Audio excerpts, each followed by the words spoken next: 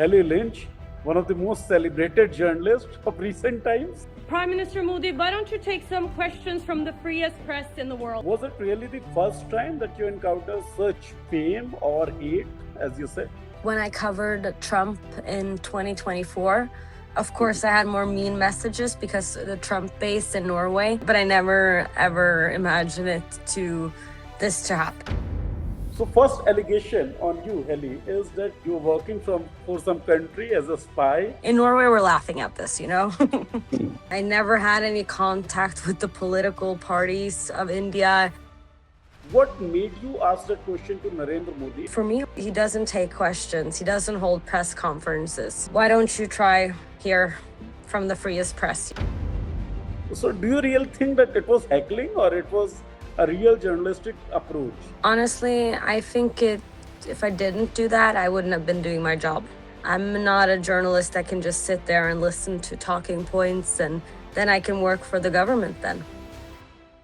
So a visual was also floating on our social media platforms that you stood from your feet and went out of the press conference. I'm very kind of sad to see that. Coming to Cockroach Janta Party.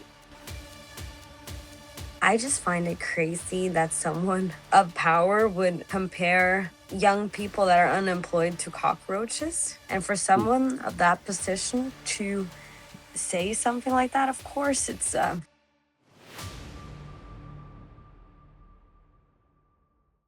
Hello friends, I'm Neeraj. You people must have been watching me on various shows like Fraud Baba, Dekhi Jayegi, an interview with Adesh Rawal, Chat with Pankaj Srivastava in Third Eye, Know the News, and the other programs of Molitics, the Molitics show as well.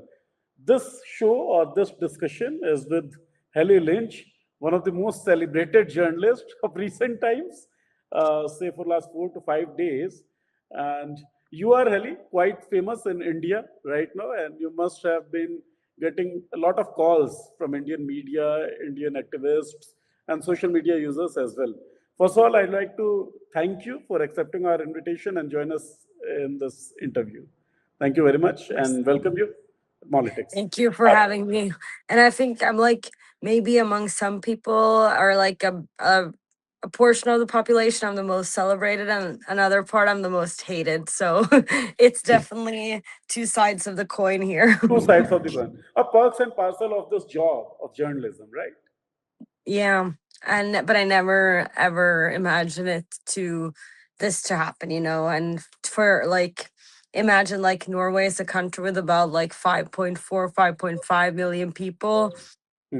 And some of like the journalists, you guys have that as just an audience, you know. So, and even more like some people, some of the channels I've been on have had like 50, 60 millions in their audience. I'm like, okay, that's wild. The crazy numbers in India. Yes, definitely, with your large population. All thanks to our population, right? Yeah. So, I'd just like to ask Helle, was it really the first time that you encountered such fame or hate, as you said? Yes, definitely. Like when I covered Trump in 2024, of course, I had more mean messages because the Trump base in Norway is also such a very engaged crowd. And yeah, but that was more like email spams, nothing like calling my personal number. I think that only happened like 2-3 times before. And 2-3 so, times yeah. before as well. 2-3 times before as well, you face such bullying or social media. Yeah, but yes, like I've had other incidents, especially covering Trump, but never this much in the same week, you know? So it was Trump before, it's Modi now.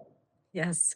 People that adore their leaders or other people's leaders really are eager also to protect their leaders.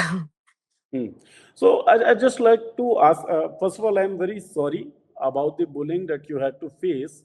Oh, thank you. From our countrymen, from side of our countrymen, they should not have been using the language that they used. But I'll just like to get into the event which caused the entire thing. It was a press conference by ME officials. And before that, you asked a question from Narendra Modi. So first allegation on you, Helle, is that your allegation or your question was driven by some political agenda. You were working for some country as a spy, and you were a part of a group which is anti-India. So which Um, allegations of them is true? None of them are true. I never had any contact with the political parties of India, not the opposition party either, like the Rahul Gandhi's party. I've never spoken to them before. I haven't spoken to them now either. And yeah, I'm obviously not Chinese spy. I was actually this morning. I was on the morning show in Norway, and my old boss was there, and we discussed this. And I was like, at least he can verify that I am not a spy. And he was just, we're in Norway. We're laughing at this, you know. So it was really very embarrassing for us to read those comments. I'd like to ask you a question. Whenever I interview some guests, there are questions which are being pushed by our internal conscience that I have to ask this question from this individual. What made you ask that question to Narendra Modi? That will he take questions from the free press of media or not?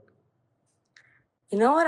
It was just a question that came to mind. I had a few several questions that I wanted to ask, but I Mhm. thought that would be a good conversation starter, which I think this whole thing has hopefully turned out to be just a conversation starter about the questions of society in India and of politics in India.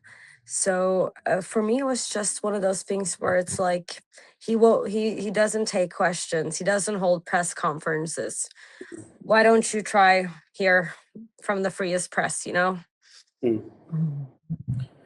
So you tried to do that, and allegation emerged on social media that you tried to heckle the PM as he was leaving the stage. And as the visual suggested, that he was leaving the stage and someone was shouting that why do not you take questions from the free press? It was you. So do you really think that it was heckling or it was a real journalistic approach? Honestly, I think if I didn't do that, I wouldn't have been doing my job, Right. because he is one of the most powerful leaders in the world, and he only takes softball interviews or scripted interviews. And he doesn't show up at press conferences. Uh, so he never holds himself accountable. And now he wants to be even further center on the world stage, you know. So for me, it was never an option not to try, because I'm not a journalist that can just sit there and listen to talking points and just write about what they wanted to do today. Then I can work for the government then. And you can be a PR agent then. Exactly, that's PR, and that's also a job that I respect. Like I respect promoting good work, also good cooperationships between countries. So to me, it's not only going to be all bad or all good. This is not black and white, but there's a lot going on in India that needs to be discussed, and press freedom, especially, is something that I'm interested in. So do you really consume stories about India? What did you say? Do you really consume stories or ground reports of India? It's not, because India is not my field of expertise at all, and I don't cover India on a daily basis, but I read a lot of international newspapers. So it's not like I wake up every day and start my day by reading news about India. That's not what I'm trying to say. But I read when it shows up in my feed. If I'm reading New York Times, for example, or other Mhm. international newspapers, then suddenly that will come up and I read it. Okay, fine. Did you have any information about the press conference that was to be held by the ME officials whose visuals were floating all around the social media? Did you have a Hmm? prior information to that press conference? What did you say? Did you have the prior information of the press conference that was held, organized by the MEA officials, Oh, where you asked? so at the first press conference in like the where the prime minister was, I was also invited to that by I think it was a Norwegian official that just said that you can sign up for this later. Mhm. So I was already gonna go. Okay, so you attended the press conference. You asked the question that why should we trust India when a lot of human rights violations are happening in India? Then you answered. You already stated in your question that you may have follow-up questions, but no Yeah. follow-up questions were allowed. How do you see that event? Well, I think that's in general, it doesn't really foster good journalism, because good journalism is also following up when someone, especially of power, responds to your questions. You're gonna have to get a follow up. If not, it just doesn't work. Also, because then it's so easy for the person of power to deflect and start rambling about something and then never getting to the point, and then suddenly it's someone else's turn and you didn't get any good answer to your question, which Right. to some extent I did feel was the case. I wouldn't say, I'm not going to comment on whether I think he was rambling or what, but there was a monologue going on. Hmm. So he was not answering the questions directly, rather he was just trying to deflect the entire issue. What we observe, Helle, in India in press conferences a lot of time, when you ask tough questions or questions that does not suit the people who are answering, so someone from the organizing team keep on threatening you or give a very heavy look at what have you asked for, which questions did you Wow. ask. Did it happen to you as well there Um, I in wouldn't that say press that. I wouldn't say that. I would just say that they were just very n- not gonna answer, and just very like, this is my press conference. We're doing this my way, and that's your right. When you hold a press conference, yeah, you get to do it your way. But will I try to challenge your way? Yes, of course. Ah, so journalists are all about this challenging the ways that you people conduct, right?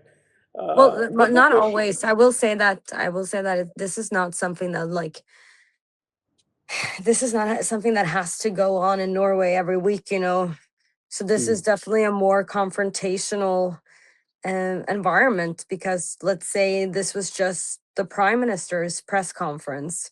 hmm, Usually after a press conference in Norway, and I've been to many of these with the prime minister, sometimes he'll both do questions to everyone, and then every publication gets one question in front of everyone, and then he'll do one-to-one interviews afterwards. And then we just go up into the we go out to the office, like the person that's with him that day, and we're just like, okay, are you in control of the list? Okay, hmm. can I get in line? And then usually, since I've never worked for one of the big news companies in Norway, usually I'm like in a sixth or seventh or eighth place. Last time I was like probably the last place, but I still get a get in line. And you get an opportunity to ask the questions. So in the press conference, it may be restricted to one number of questions. Then you get an opportunity to talk to the people in person, right? For interview. Yes. Yes. Okay, fine. So you must have covered other press conferences as well, where the people from other nation or foreign Mm. country come and conduct press conferences. Do you see any difference in this press conferences by MEA India and other press conferences by other countries? Well, for example, last year I went to Brussels to cover my prime minister's visit. Mhm. And then there was a press conference with the EU leader Ursula von der Leyen, and that was also interesting. It's not ideal either, because she was at the end of their statements. She was taking questions, but she didn't take that many. I think she took about like 4 or 5, Mhm. but she did take 2 from Norway. And then, of course, I would have loved to as well tried to get a question in with her, but there it's kind of like, okay, she's answering questions, about this. So then it's not the same need for me to absolutely get a word in, Mhm. because So then at she's least they took answered. questions. Hmm? At least they took questions. Yeah, exactly. So it's like, then of course, everyone wants to get their questions answered, but sometimes I've had to also just respect that, like, uh, the dynamic is different. And at those places, I'm definitely not been having to raise my voice and try to get a question on the way out. Although I could have done that there too, and there wouldn't be any repercussions or anything. It might just be a little bit like, okay, she didn't answer, or she could have answered. I would never know, because I didn't try. Right. So a visual was also floating on our social media platforms that you stood from your seat and went out of the press conference. You Yeah. clarified it on your Twitter as well. I read that, but I want to clarify it with our audiences Yeah, as go well. ahead. Yeah, so of course, when I see how that was clipped, and then some of those clips didn't include me coming back in, I would have never like it wouldn't have been. I'd I was thirsty, and it was I'd already gone back and forth with the MEA so many times, and then he just kept talking and talking and talking into nothing, in my opinion. Um, which I just I was very thirsty. It's been a long day. It's been a crazy day, and I've been working, and I've really probably didn't drink any water. And then I was Okay. just like, you know what? I need a glass of water. So then I just go out quickly, and then I get return very quickly too. I think it was within at least, I think 30 seconds, because I just did the water machine. It was right outside. And then I also just, the glass was right there, took the water in the glass, standard procedure, done it many times before. And then I had to get security, which was just standing right there to let me in. And they were let me in. So I'm very kind of sad to see that some of the members of the press in that room hadn't tried to clarify that better. But, that's on them, not me. We all know what happened. So, but seeing that clip of you and with a comment that she walked out of the press conference, she threw her agenda and she walked out because she never wanted to have the answers. It was commented with that visual. You must have seen that. A lot of No, people from Indian press. I actually haven't had that much time to like. I've been asked this questions a few times before, so I'm aware of it now. But to me, it was just a little surprising to see how going out to get water was just twisted into something like that. I don't have an agenda. I don't work for any political party in India. I was trying to do my job and ask tough questions, and I also respect that the journalists in that room have much more difficult working conditions than me, but they were asking very soft questions. How was very much in the likes of how is this cooperation going to work? That's the type of questions they were asking. And I just yeah, there weren't really any criticism of the government there. And I know that they probably know very well that, well, you know what? I don't want to comment too much on them, because the thing is, for me, I don't know what's going on inside those newsroom and how difficult it is. So I don't want to judge based on that. And I'm sure they're able to do a lot of good work as well. But to me, it's a little bit weird for me to be like, um, for a lot of people, our industry colleagues in India, to um, try to misframe me like that. Fine. Obviously, understanding thing. And afterwards, after that press conference, you had to face a lot of bullying. Did it anger you? Did it surprise you? What did it do with your feelings? That's a good question. I think mostly, you know what? To me, it's okay. I'm very happy that if there's just, at least to me, I get so many nice messages. And my inbox is full of people thanking me. Every minute I had to turn it off this morning because I've been wanting to reply to people. So I can't reply to people while new messages are still coming in, because the people that have messaged me at first, I'm still moving down. Okay. So I had to turn it off so that I can actually get to reply to everyone. But to me, I think I'm okay with this little storm, because I'm hoping that it was a conversation starter to something bigger in India. And that's the discussion of how the press should work for the public and not for anyone else. How did the people close to you, your family members, your friends, react to this incident? Because your personal details were publicized and you were abused, you were threatened. How did the people close to you react? Well, my mom was worried, um, and she didn't like it at all, and she's very frightened about the whole thing. My brother too is like, what's going on? And my dad is more chill and he's watching all the memes and we're laughing. And Okay, then so my dad was laughing. dad is Rest of the laughing. people were a lot. He is following everyone and seeing what is going on. And he's also like looking at all that allegation. He's like, what is going on? But he thinks the memes are funny and we can have a joke about that. And then my friends too just thinks it's crazy funny what's going on. They're like, what did you get yourself into? And I was like, I don't know. I don't know. But as a journalist, Helle, do you really also find this funny only or threatening? Because So work of a journalist should not be this much causing dilemma or confusions or threatenings. Should yeah, not yeah, be there. no. I agree, but I also like, to me, it was a very small price to pay because Mhm. I know that I'm safe here in my country, and I know that there are journalists that have it so much worse in India and are really doing the heavy lifting on the ground and trying to report accurately. Still, I talked to and I've been interviewed by, well, yeah, so many of them, people that are actually committed to good journalism. And that's why for me it was a small price to pay. But I do, the only thing I question is if I was a man, would I have been the story? Or could the story have been actually about press freedom?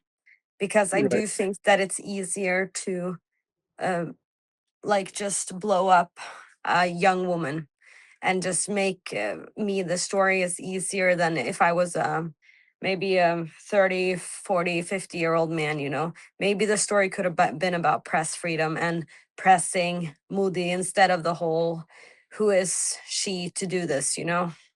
Hmm. Right, exactly. This is the saddest part, which must be talked about.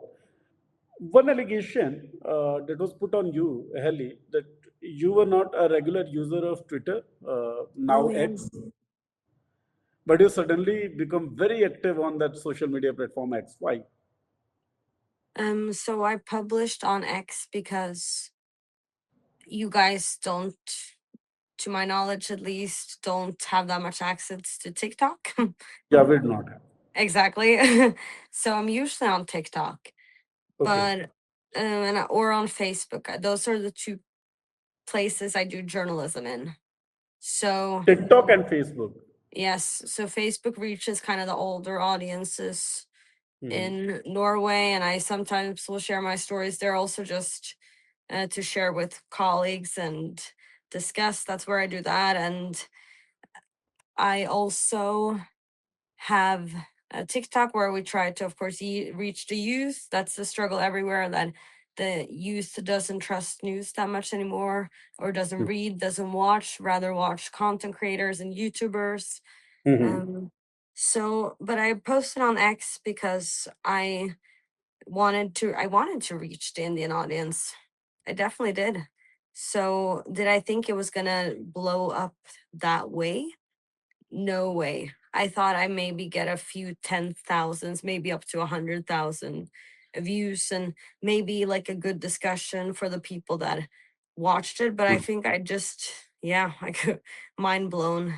And then, of course, this week I decided that I lean into it and I keep having the debate and I keep hopping on to the issues. And also, I hope that when I'm done with this um, interview rounds that I've been doing, that maybe I can also try to lift some of the good reporting going on in India. So That's that. Hmm? this incidence, the entire incidence, helped you in realizing the value of Twitter as well. Yes, kind of, yeah. But also, I think it's such a. It's just a little bit of a much more fragile environment. Mhm. It's just I just don't. I don't know if I have. it's also made me realize that it's really not a place for me, because I think Okay. it doesn't. I wanted to facilitate good discussions, but when I try also as well, like there will be some very good answers, but then there's just so much hatred, and that's just a little bit like, at least for me, I think brain my brain is just exhausted. Two side of coin, I must say, Yeah. as you So, earlier said, right? but it is worth it if it facilitates that discussion in India, and if it does get some people that may not have been critical of this before to be more open to the idea that, like, the journalism of India is supposed to help me, and it's supposed to help us challenge power. And then if someone thinks more highly of what journalism should be now, and maybe expect that, and also maybe in the future they look at the politicians they can elect, and then they see, okay, is there anyone doing anything on this, and that doesn't have to, that could, I'm not saying who it could be. I'm open to that being anyone. I'm also open to the current government making changes, Right. but changes only come if someone, and not always does it come from if someone or something is started, but at least if a big portion of the public opinion suddenly starts valuing this as like something very critical to them, then Right. that could change something. That could change something. I'd like to end the conversation on Cockroach Janta Party. You Oh must have heard yeah. about it, but Oh I'll yeah. come to that. I'll come to that question later. I'd just like to ask: you got your account suspended, Instagram account and Facebook account. Uh, are they restored or they are suspended till now? So Facebook is working pretty normally right now. And Mhm. then Instagram, I'm not suspended anymore, but I keep getting logged out. Okay. So what was shown to you as an order? Why did they suspend your account? I haven't gotten any, they No haven't said notification at anything. all? No, they just said when I was suspended, it was just that photo that's been circulating that just says you've been suspended, and I had 180 days to appeal. If not, my account would be closed forever. Okay, so you appealed against the suspension and Yes. the And suspension was removed. yes. But what I find interesting when I think about that event is Mhm. that the suspension, or like not the suspension, but because the suspension happened at around 9 p.m. on Tuesday. And then, but the logging out and the attacking, it started like during the day, but I didn't notice it Hmm. before approximately when the prime minister left the country. So he left at around 2, and that's when I also started noticing that, like, okay, something's happening with my account. Okay, And that's so you, just, I don't know what to make of it. It's just observation. And I've been reading about the BGP IT cells, and of course I would be interested to see if someone actually, I would hope someone maybe investigates my case to see if they could find anything to, not necessarily, doesn't have to be any government agenda or anything like that, but I do want to know who did this. Was there an IT cell that sent this to my accounts in Norway? so, so you have an intuition that your suspension of accounts and visit of Narendra Modi, you asking the questions are related. Oh, I know that they're like, I know that I wouldn't be, my accounts wouldn't be shut this week if it wasn't for my question. But I just don't know if how this was. I would like to find out how this happened.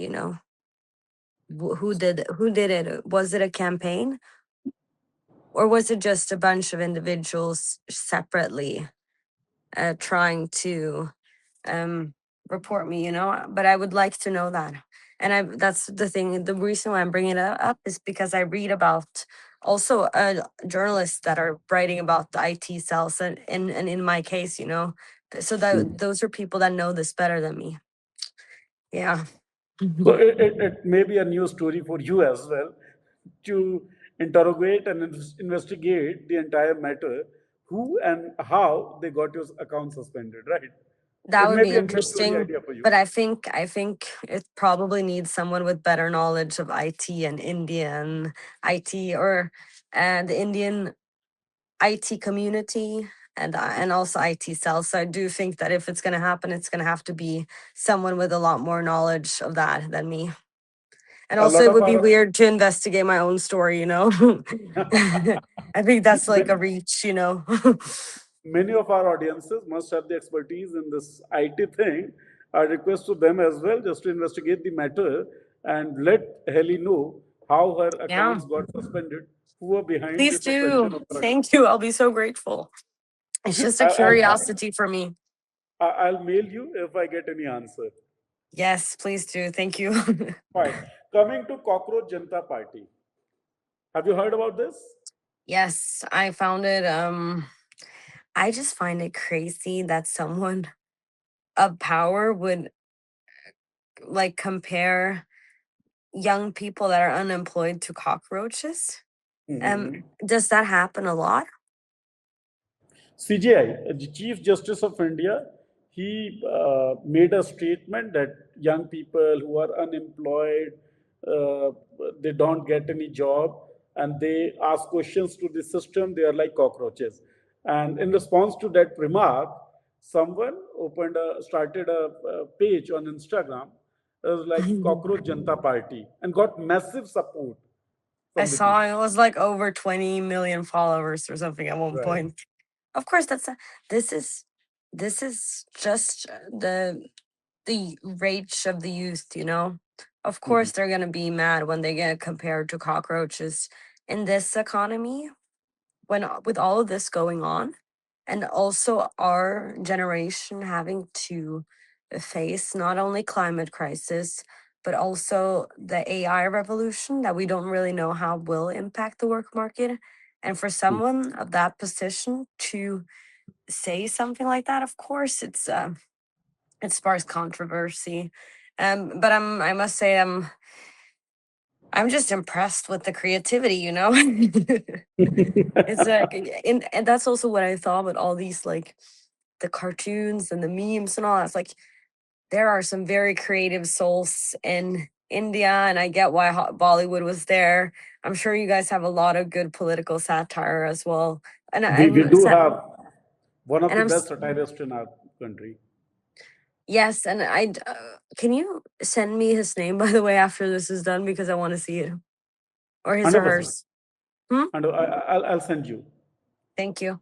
And yeah, no, I'm just very impressed with a lot. So yeah, I'm hoping to follow some more art from India too. Okay, fine. So I'll share a few links with you where you can find such satires from Indian artists and Indian satirists.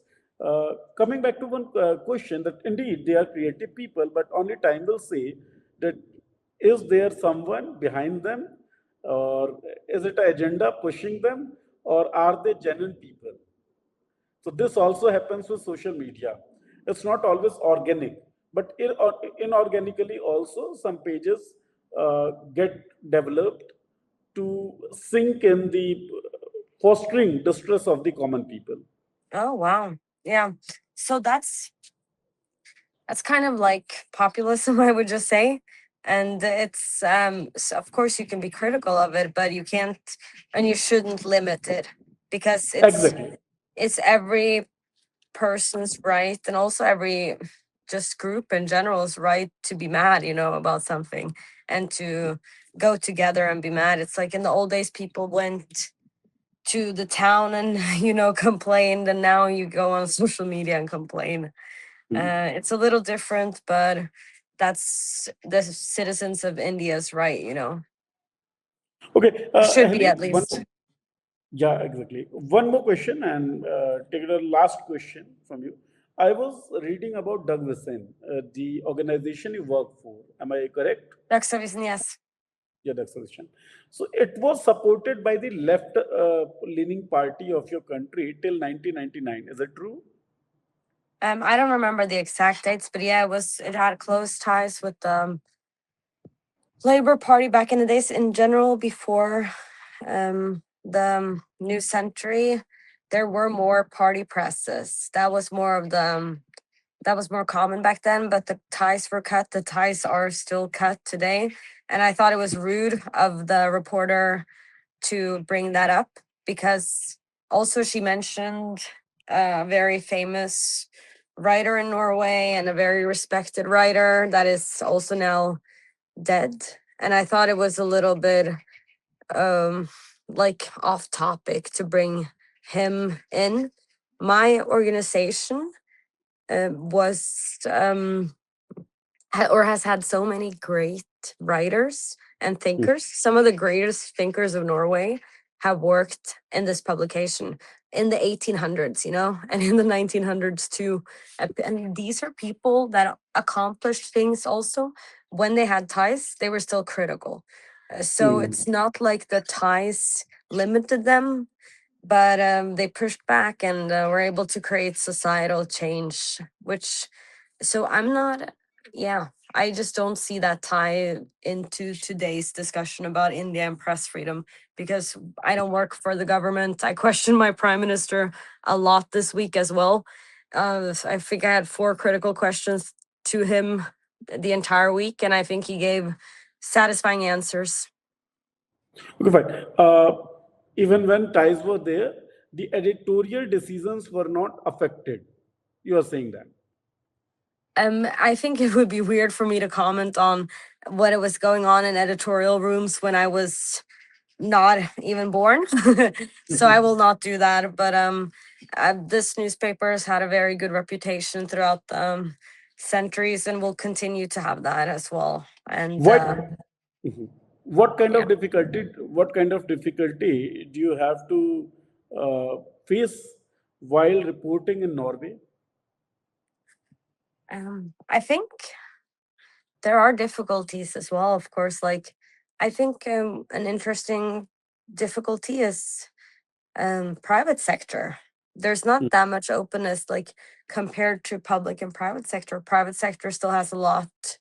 It's a lot more difficult to work within those systems because there's just not the same requirements because we can kind of require more for people elected in office, and whereas private business leaders don't have to put themselves available for the press. That's one.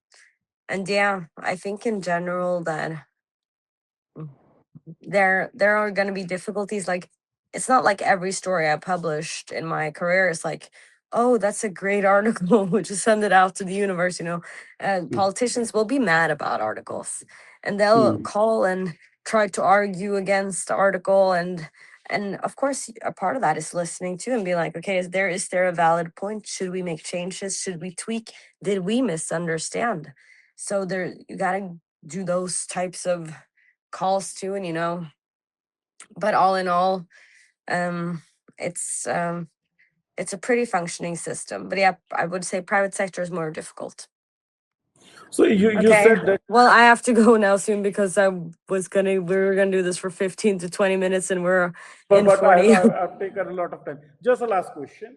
A big Yes, please. section of Indian TV media is labeled as Godi media. I just like to brief Yes. you this term that they are no longer working as journalists. They say themselves as journalists, but did not ask questions to the powerful, to the people in power.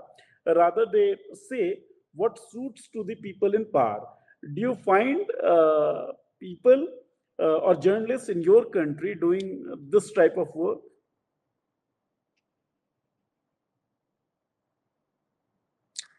Not on a level like in India, I think. And I can't really think of any, like, there's some stories in Norway that are very pro government stories or pro oppositional party stories. Like, there will be those types of stories running here too, but no. I would just say blankly no to that. There also because let's say there was a journalist that was basically like wanting to just be a party promoter, but as a journalist, that wouldn't work with editorial. So there's so many types of safety nets for those types of things that I think it wouldn't work. But there's definitely biased journalists in. Well, actually, I forget. There's more right wing journalistic outlets now, and they're very pro that agenda, anti-immigration. So that's the trend we're seeing. So that section is a bit developing, you may say. Yeah, but they're anti-government though, so it's anti the current government. Maybe they would be pro another government, but they're more. But then again, they're more committed to the cause than the politicians. You know. Okay. So they are still connected with the cause, which should be the first, I guess, commitment of journalists to be connected with the cause, be connected with the people, and work for the betterment of the society. Yeah, but then some of them they're very biased, so that's not a I wouldn't say yeah, I do like them, you know, but at least they're not doing any politicians promotional material, you know. That's at least one thing. So they are still not behaving like party promoters. No, exactly. Fine. So at least a very big thing in Norway, and that's why you people are ranked at #1 in Press Freedom of Index. I congratulate you for being a member of the freest press of media. And Well, again, we'll I'd see. like to. Maybe we lose. Maybe we go down next year. You know, it could always happen. But I think the thing about press freedom is it's a thing that we all have to work towards. Politicians, public, the law system. We all gotta work together for it. It's not something that just the journalists can do. You know, it's got to be something that everyone values and prioritizes. So the entire infrastructure and system has to work together in order to get these kind of rankings or favorable conditions for everyone to work honestly in their profession, right? Yeah, everyone has to kind of value that free speech and um, that the democracy function that the press has. Thank you. Thank you very much, Helle. Once again, I'd like to say sorry to you because of the Oh, bullying just not that your you had to fault. face on social media platforms. And I pray no journalist be challenged with those threats online, those abuses online. We just can pray that. Thank you very much. Thank you so much. Keep on asking questions. I'll try. Thank you. Thank you for joining us.